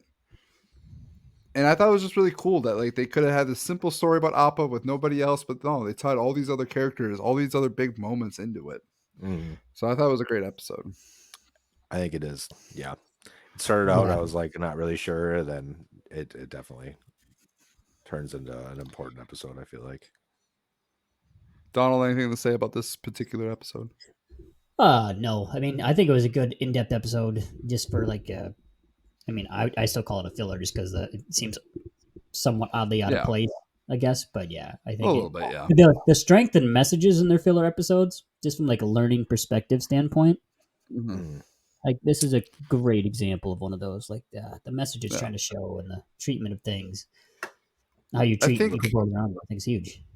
A little note I think on this just a little note on Wikipedia says that this episode won a Humane Society award for its portrayal of the mistreatment of animals. Oh, see? Hey, look at that. That's what I'm saying for a filler episode. Yep. I mean, yeah. Filler, yeah. Just to reiterate too, just like the idea like this for most shows is a filler episode. I feel like the writing made this a not filler episode. Yeah. And One Piece does this too. Donald, I know you haven't watched it. Yeah, like there's a lot of like stories that just out of place, doesn't feel like it should be there. It should be filler, but like it's not technically filler because it ties in later, and it's written amazingly. And that's how I feel about Appa's Lost Days. Should have been easily filler for pretty much any other show. If Netflix does this episode alone, it's going to be a filler episode. Yeah, I don't have faith in their writing. But like their writing made this episode not filler. It was great. It tied into so many different things. But Appa gets shine here. Mm-hmm. All right, moving on. Lake Logai. You guys start talking about this. I'm gonna use the bathroom real quick. I'll be right back. You guys go ahead and start talking. All right. Donald, do you want to jump on this one, or should I go? Yeah, I mean, this is the Jet episode, isn't it? Lake Logai. I don't remember this one too well. This is the Jet episode. Jet episode and Zuko. I just remember the ending of this episode. I don't remember too much of this one. I'm happy to give you a backfill, but I just remember the ending. That's where the blue mask goes in the ocean, or not the ocean. Well, this Lake Lagoon. Yep. And then that's kind of where the breakthrough of Zuko is and stuff. Where Zuko, you kind of realize he no longer needs the mask. Kind of idea is this episode, and I like that kind of like that. Again, the stories they put inside these small 22 minutes episodes and the force that comes out of it is huge. It is. This episode is great because it starts out as like they find where it is. They go to Lake Logai, and both Zuko and Aang and the gang and Zuko all come in there to find Appa. Right? Zuko is trying to find Appa so he can find Aang. Iroh finds him and convinces him to let him go, to let go of this idea of like capturing the Avatar. Like this point of your life is over. It is done. Let it go. Zuko makes the right choice here. Lets him go. Aang and the gang are jumped by the Dai Li, and they're listed as enemies. And then they find Jet. They break him free. And then the big fight ensues, and the big moment happens. Jet dies because they never actually they never actually say he dies, but they do. The writers have said like, yeah, this is where Jet dies, but Nickelodeon doesn't like the idea of a child dying, so we left it open. Yeah, book three also just like talks about like, when they did the play episode and they showed that Jet died, and like, wait, did Jet die? Like, yeah, we never really figured that out. Yep. And that's just the writers being like, yeah. So, but then you see though. Brandon, anything that stayed on this episode alone? I mean, it was interesting. I mean, as they like kind of learn and it unfolds what's going on. Like we learn that Toph can like tell if people are lying by how they talk. And so like she's like, oh, he's not lying, he's telling the truth. Like he's actually brainwashed and like truly believes what he's saying. It was just Jet coming back is just like really cool. Like he kind of grew as a character. He sacrificed himself. He didn't, like he's still very much his antagonist self. They very much don't agree with his ways, but like in the end, he died a hero. Yep. So to speak. And in his mind, what he was trying to do, what was right. In his mind, it's just not necessarily the right way of going about it. Yeah, and I feel like that Jet is kind of like that modern day, like like in war, we always have people like Jet who they're like, I want to be very violent against these people, and I don't quite understand the situation, but you understand like why he's violent. Yeah. And not to get too political, but like you could say like this like whole Palestine Israel, Jet is essentially Hamas, and I think I made that same reference in book 1 when we did this. So I don't know. Jet's an interesting character. It's sad to see him die this way, especially since it was like that death that wasn't like a death, but it was a death. Yeah, I didn't Wish quite it get was the more moment that it concrete. could have been more of a moment. Yeah, it could have been, but they didn't. They like this is where Yeah, he but Jet ends. This is wasn't the like character a done. huge character though either. He's kind of like a very sub-tiered. Yeah, yes, but also like the fans love Jet. Yeah. He's very remembered. Vigilante. Yeah, That's why. everyone loves a All right. good hero. But Zuko the Master. 3 more episodes. The Earth King. So they Yes. learn what was happening. They charge into the Earth Kingdom. They are fighting the Dai Li and other Earth soldiers. They go to the king and they're like, hey, he's lying. And the king's like, I need proof. And so the whole episode is essentially them trying to find proof. They convince them that Longfang's conspiring against them. Zuko during this entire time is having an illness because he gave up his dream of capturing the Avatar. So he's going through this transformation. And at the end, Longfang, we learn that he was intercepting messages. And then Team Avatar decides to break. Toph is captured. Azula is sneaking in, impersonating Kyoshi warriors.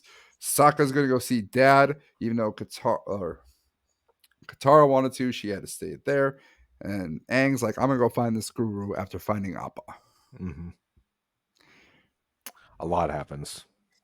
A lot of fucking thing happens. I don't. The Like next 2 episodes and, are like that. not a lot happens, but a lot happens at the same. Everything Should gets I put in set place. up All the next pieces too? are put in place. Yeah. Should I just like run through it and then we'll just talk the last 3 episodes or so? Yeah. Run through it. We'll talk about the last 3. That's what I think. All right. Then we go the guru, the episode Aang meets the guru Pathik. He teaches him about chakras. Very much Yoda, Empire Strikes Back, which is why I made that reference. Like, hey, you must complete your training before you leave. And Aang's like, no, my friends are in danger. Vision, I'm gonna leave now. Sokka meets up with Dad, but then Aang comes. Toph is captured in a metal container, and through sheer will, she figures out how to metal bend, and she becomes the world's first metal bender. Hell yeah. Hell yeah moment. And then she's just like, you know what? I'm going to take the entire Earth and just like Earth skate my way back to Ba Sing Se. Which I'm like, God damn, one amazing feat after another. Like, that's some incredible like skill right there alone. They all meet up. Zulu and the gang learn valuable information about the Black Sun. 'Cause the king's like, oh yeah, the Black Sun's coming. Just openly talking about it like it's no big deal. Katara learns of Zuko, then it's captured by Azula. And then she goes into the catacombs of below Ba Sing Se. And that's really the episode. And then we have the crossroads of destiny. Toph and Sokka and Aang meet up. Iroh and Zuko are jumped because they were invited to serve tea. Iroh, ironically, is just like, this is weird. At one point in my life, I was here to conquer Ba Sing Se, but now I'm here serving tea to the king. And then they find that Azula's there. They get jumped. Iroh escapes. Zuko is just like, I must fight her. Very stupidly, too, because he's not just fighting her, he's fighting the Dai Li. He gets captured. Katara and Zuko are in the same cell together. Katara's yelling at Zuko about his mom. Zuko apologizes and shares that like he also lost his mom to the Fire Nation as well. And they start the bond, which starts this whole Zuko Katara possible love triangle. Iroh finds Team Avatar. Yes. Toph in that moment, it's like someone's here, but it's a friend. And then they're all surprised that it's Iroh. They work together. Iroh and Aang team up. Iroh shares some great advice about friends, how he made the right choice to fight for friendship rather than power. Um, they free Katara and Zuko. Toph and Sokka, they go to warn the Earth King. This is where Ty Lee's just like, hey, cutie. They get Takes weapon defeated. on it, yeah. They all go to the catacombs below. Big fight ensues. Zuko makes a choice to fight with Azula. Oh no. Well, wait, we're good. Zuko makes a Maybe. choice. Just when it's getting good. Yeah, right there at the end. Wait till next time.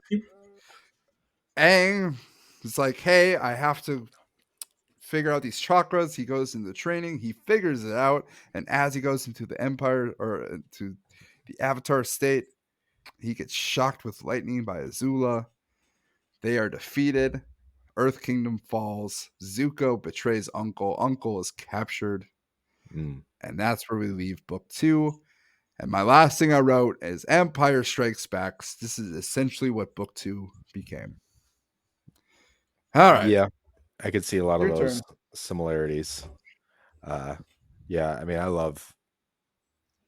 obviously, I'm a big Iroh fan, so the whole part with him teaming up, I have my cup right next to me too. Nice. Then we can't see it. Yeah, I know. The whole him teaming up with Team Avatar, and I can't remember what he says when they're fighting, and he's with Zuko, and he tells him that it's time to make his choice or whatever. Oh yeah. And yeah, the big speech at the end. Yeah, he gives them, and then he still ends up going with Azula after it. But that was a good moment.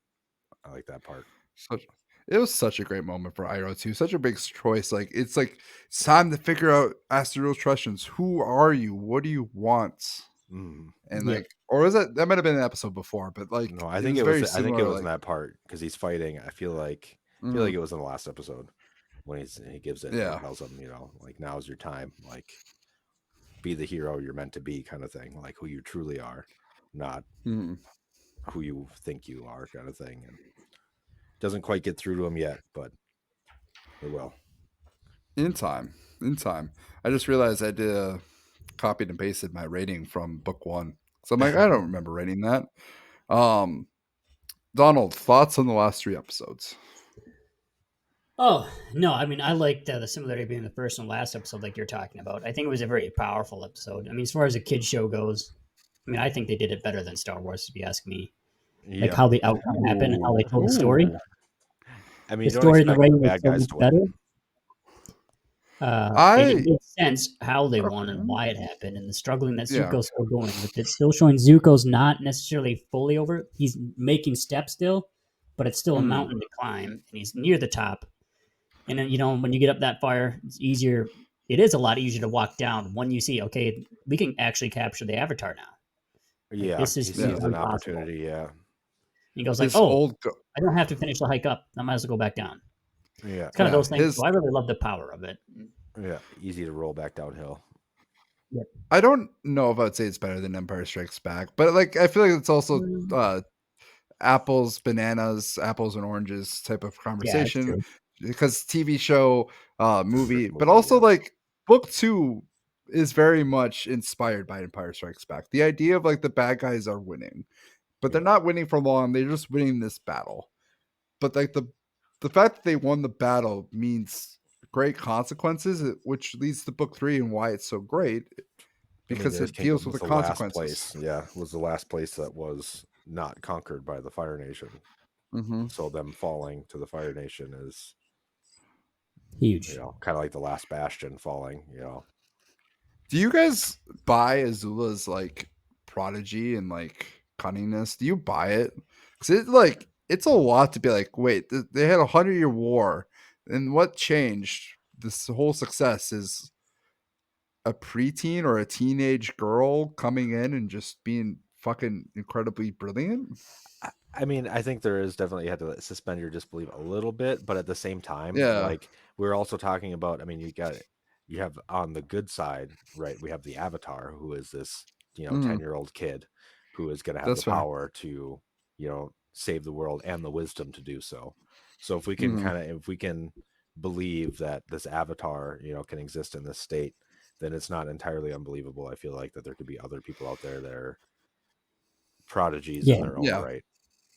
No, that's And I fair. mean, I just feel like the lineage is there, obviously, with Yeah. 100 Fire years, they Nation couldn't make and stuff. anything Yeah. happen, and all of a sudden things start trickling with Azula. It just shows that Azula is. I feel, maybe a bold opinion here, Azula is better than Ozai by far. Yeah. Oh yeah, I think Azula really Azula's is the prodigal son that could have made it all happen. well. Ozai was actually standing in her way, if you ask me. It was more a hindrance. Well, I think it I has to mean, do with like old attitudes versus Right. new attitudes, like younger Yep. looks on things, like it's easy to come into something and be like, oh, well, I didn't do this, this, and this. It's a lot harder when you've been doing it for like 100 years and kind of get set in your ways and stuff like that. And you're not thinking Yeah, outside fresh the box perspectives. as like yeah, exactly. I think the parallels of Zuko and Azula and Ozai are interesting because Zuko was supposed to be this prodigy. Zuko was supposed to be this like crazy fire lord, and he came into the meeting, but like his response to it was, "Yo, we got to help people. Yeah, Yo, we why are can't we like killing? Yeah, sacrifice sacrificing that. our platoon." And Azula is just like opposite, where she's very much like, "Yeah, let's Whatever murder it everybody. takes. Let's Yeah, do I'll this. Yeah, sacrifice. whatever Yeah, it takes." I'll sacrifice anything I need to in order to accomplish my goal. Yeah, she's a And whatever book Which it is a takes. three, scary, type of person. and like book 3, you get to see the parallels even further, where like where their characters end up. Like Zuko has his mother in him, where Azula has their father in him, and you see where that leads to. Zuko, where he grows as a person and as a leader, and Azula, you see where she goes too. It's just interesting. Well, you see it. They see it in the flashback too. Now that you remind me about his mom, when it shows Zuko Mm. thinking about his mom, and he's like, "This is how Azula feeds turtle ducks," and just like blasts them with fire, and then the duck attacks them, the mom duck, and he's like, "Oh, why did you do that?" And he's like, "Oh, moms will do anything to protect their kids," kind of thing. Showing Yeah. that, he's got more empathy than his sister. His sister is just like a literal psychopath. Yeah, Yeah. exactly. Yeah. So I'm hoping that continues with that. Yeah, I mean, she literally, like, as a child, abusing animals. That's kind of like one of the telltale signs, right? Yeah. Oh, book 3 is so interesting with the parallel of characters, but that's a book 3 thing. Mhm. What rating should we give this? Let's get into ratings. Unless you guys have anything further on characters or. I mean, I don't think you could say anything less than a 4+ for the season, right? Yeah, Maybe. That's what. 4 plus. That's what I copied and pasted here, but I changed it. You give it a 5. I think a 5 minus at the very You least. could I do a think this 5 is minus. amazing I'll allow stuff. that. You could do a 5 I'll allow it. minus. 5 minus. Yeah, Yeah, 5 minus. like it's better. Like we said 4 plus for book 1, and I think this is a better version Yeah, of it is it. I better. think this just continued everything, expanded the lore. Like there is really no filler episodes. Like they're filler-ish episodes, but they're also very important, or they show very great character works. Like Yeah, I'll give it a 5 minus. like Yeah. there's no episode I could I really didn't know that was skip an option. here. Maybe Cave of Two Lovers, but that was Secret tunnel. Secret tunnel. So yeah, 5 minus. That's where I'm giving it. I think it could easily be a 5 too. Like it's just great. Elite. Yeah. It's one of the best shows. All right. Best season of a show. Should we? I was gonna do MVPs next, but should we leave that the last? Should we do the other two? What's the other two? Sure. Best antagonist, best episode of book 1 Best antagonist. or book 2. Let's do best antagonist. I mean, it's got to be. I think there's Azula, right. Yeah. She's kind of the driving force behind this whole book. Like the rest of the Fire Nation doesn't really do anything. It's just I think there's her command. I think there's like one contender, but then I think of this quote. Long Fei. We're like, you Azula, you beat me at my own game. And she's like, don't flatter yourself. You were never a player. Yep. And that's such like the most badass fucking line ever. Yeah, it's very she true. Beats him. But she's like, you weren't a player, man. Like, I'm the fire princess. Like, this is my destiny. Yeah, you never stood a chance. So yeah, I think Zulo is easily number 1. I put Long Fei as 2. After that, I'm like Ty Lee, May, Jet. Yeah. Like that's about Yeah. it. Yeah, That's don't all. really There's fight no- anyone else. Yeah. All right, best episode. And you made a pretty good argument for the Tales of Ba Sing Se. Yeah, that's my number 1. I do like the Zuko episode quite a bit. Zuko alone. Zuko alone. Yeah, I do like that one where he's, That's good. kind of showing him. It's not. I don't know. I did not write that on my list of top 9. Yeah. I will say. You didn't get that in the top 9? I wrote 9. Ew. But like to be fair, there The was Grill a is lot. good episode. Yeah. I mean, like, Yeah, none I of mean, them there's are not bad. really. That's why I get the 5 minus makes sense. Even to a 5 even makes sense. Yeah. I am Number 2 for me is Crossroads of Destiny. I just think it's such a great finale. Yeah, that's definitely number 2. I have The Chase as number 3. So I think it's just low key one of the better episodes. It's very much like the forget the name of the episode. The Fire Nation guy from book 1. That episode, the Fire Bender trainer. John? Yeah, John, that episode. I thought like that was low key like one of the better episodes of book 1. Like very much where I think the chase Notably in this one is in the live action show. notably skipped. It'll probably maybe it'll be in book 2.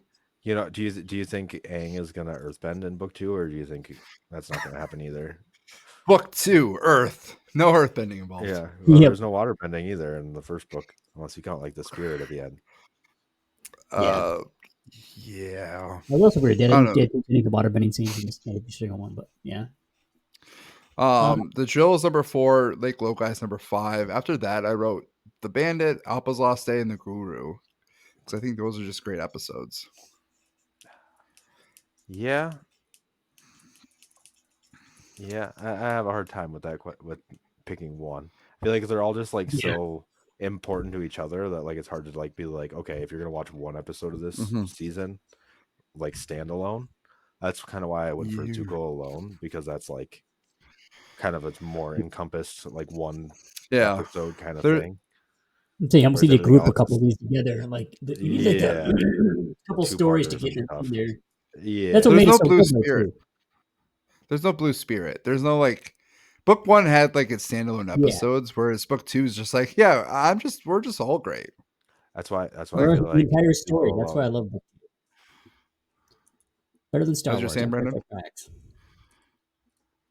As you're saying, Brandon? I was just saying that's why I said Zuko alone. I think might be my favorite. I like the best one. Okay. Just like standalone. I'll still say Tales of Ba Sing Se. I thought it was just a great like 5-6 stories. I know it's just heartbreaking, but also just good character moments too. Yeah. All right. The one that everybody loves to listen to. MVPs. Who is our MVP? I wrote 9. I forget who. That's not how I wrote 9. work. I wrote 9 on the list though. I have like a good top 5. Every character. Yeah. No, I wrote one for. I wrote one specifically. So can I go through my list and we can kind of decide from that? Yeah, we'll decide if it's trash. Okay. Fact or crap. So these are 6 through 9. I put Ty Lee in here. I just like her character. Katara and Sokka are like characters I think just like get honorable mention. They have their moments. But I think book 3 is where they really start to shine. Book 1 like they more about them, and then I think a good honorable mention for MVP is Appa again. And he gets MVP for the fact that like how like in sports where like one of the best players gets injured and then their team just sucks. And it's like, well, shouldn't we give that person MVP because when they're not here, their team is really awful and we see how valuable they really are. Like that's Appa for you. Like Appa was gone for half a season and like they show you why he's super important, especially when you're in the middle of a desert. Yep, that's fair. I don't know if I can't quite though. No, I wouldn't. That's why he's honorable mention. Yeah. 3 and 4, I believe, are like they're honorable mention in a way where I think they always have to be mentioned, and that's Zuko and Aang. I Yep. think Aang just always has to be mentioned because like he's the main character. He always has great feats, but I can't give it to Aang this time because I think he gets defeated here, and I can't really give it to Zuko because Zuko's like he's just finding He's himself this teetering. episode. Yeah, he's teetering through this whole season. So my number 3 pick is Toph. She Yeah. has so many badass moments. She's so big for them. Just like the Serpent's Pass, like how big her character is from saving everybody. Like she is vital to this team. She does so much. Number 2, I have Azula.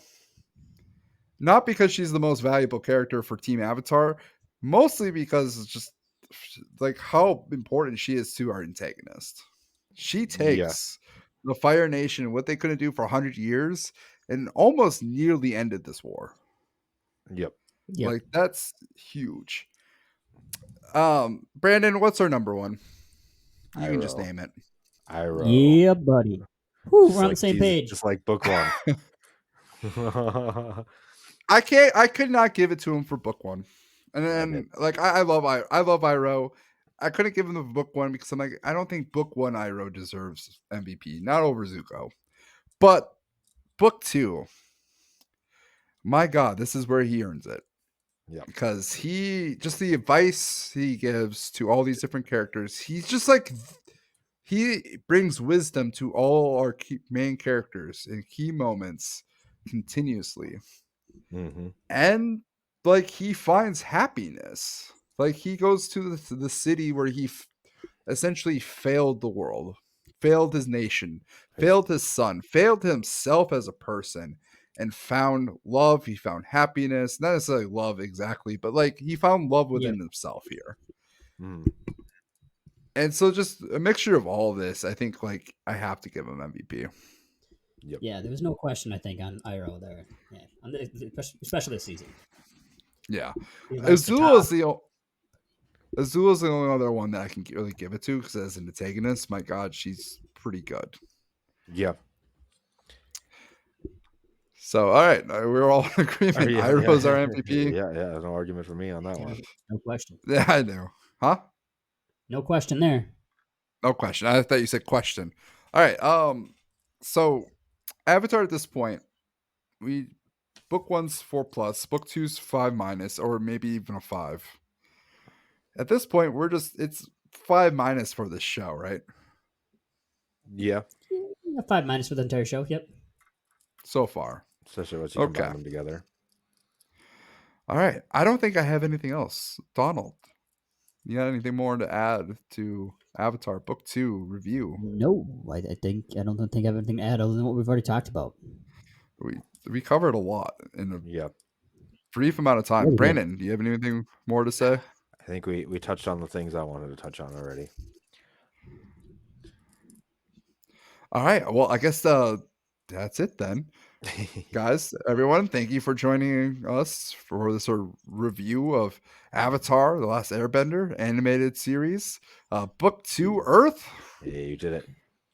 I did it. Show me your socks. Donald's got Appa socks. This is like the we end I the was gonna end thing. there. I was gonna fly away. Like yip yip. Nope. All right, we'll give it. We'll try again, Donald. Sorry, you ready? It's hard to get my sock up there. I'm not that flexible. Dang it! All right. That's the best way to end it. Yep. All right. Thanks, everybody. Goodbye.